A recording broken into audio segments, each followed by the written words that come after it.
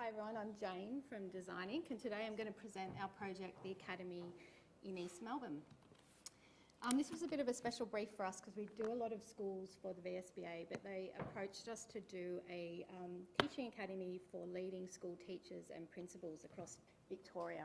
So the way they described it to us was it was for the best of the best. The academy was only established in 2021, so they were writing the courses as we were designing the building in a really rapid time frame. The spaces needed to be really adaptable and flexible so that they could grow into the building, and also they needed to showcase what leading sort of thought in terms of teaching, technology and space, so teachers coming to do the courses could take those ideas back to the schools. This is our site here, which is located in the heart of the Treasury precinct. We had a really unique opportunity here to create a strong identity for the Academy within this heritage context. This is our building back in the day. It was designed in 1853 and it was the first government printing office.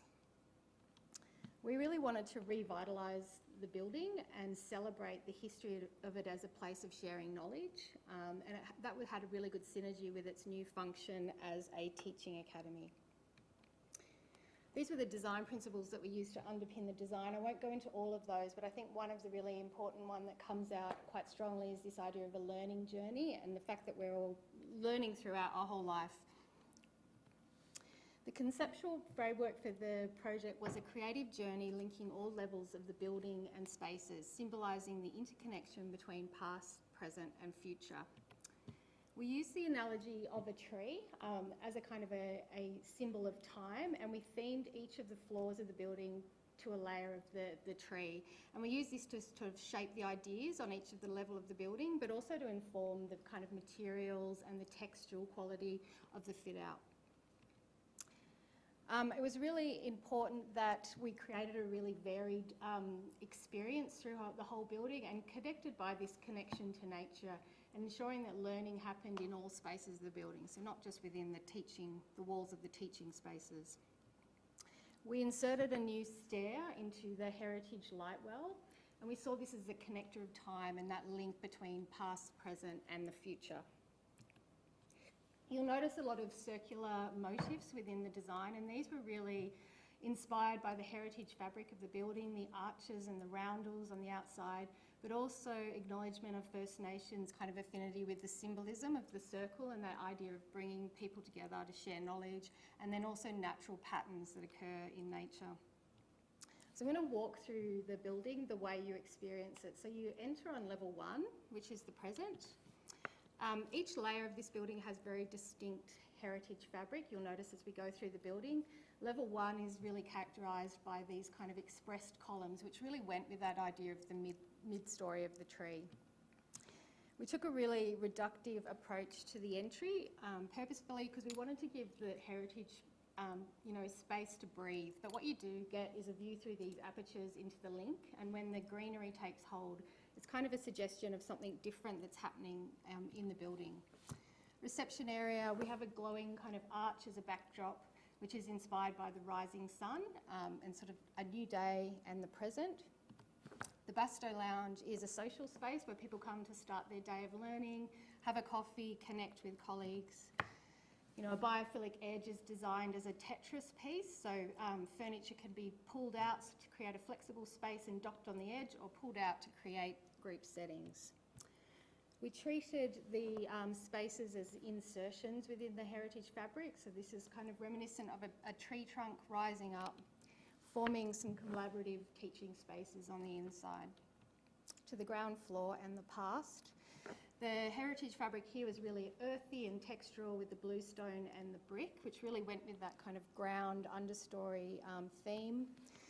The first thing we did with the ground floor is we reimagined it as a garden. This building's very internal focused with not much connection to the outdoors, so we really wanted to create that amenity within the building.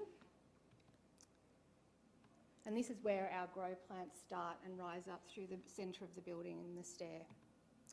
We had this sort of hidden space that was very much like a dungeon and a storeroom, and we wanted to create a destination sort of place in the building. So we created a reading room for quiet and reflective study. This space is also used for display and the history of the education by the Academy.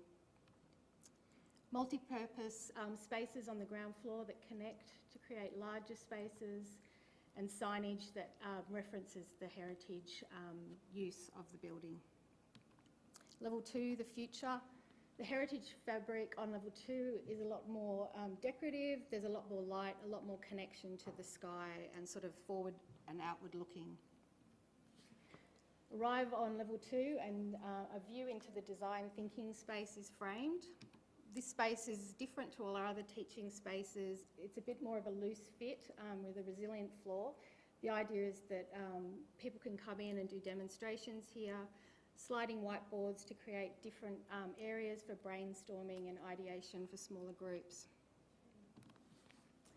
The greens, another indoor-outdoor space. You go in here, the temperature's different, it feels like a greenhouse. It's meant to kind of create that feeling of being outside. A learning studio with levels to create different vantage points, operable wall to open and divide the space. And then this is our sort of larger function space. It's the biggest heritage space in the building. The Academy wanted to do a lot with it. They wanted to use it for functions, but they also wanted to use it for teaching and smaller group space. So we had to think about how we could treat the scale of this space. And we really were inspired by theatre and set design, and we started to think about the whole room as a set piece. So we incorporated acoustic curtains to divide the space into different group settings, and they added a sense of drama to the room as well. We had a seated edge that created smaller pockets for kind of smaller groups to sit amongst the vegetation, but also could form additional seating in large function. And then we had this anchor piece at the end of the room, which was a revolving platform. And basically it could be divided into 4 segments for presentations in the round, or it could be joined together and turn its back on the space to become a group space, or it could do a complete rotation and face the function space and become a stage in large kind of function mode. This is just a photo of the opening day, just to kind of show the space in function mode. And yeah, I'd just like to acknowledge everyone that worked on the project, and that's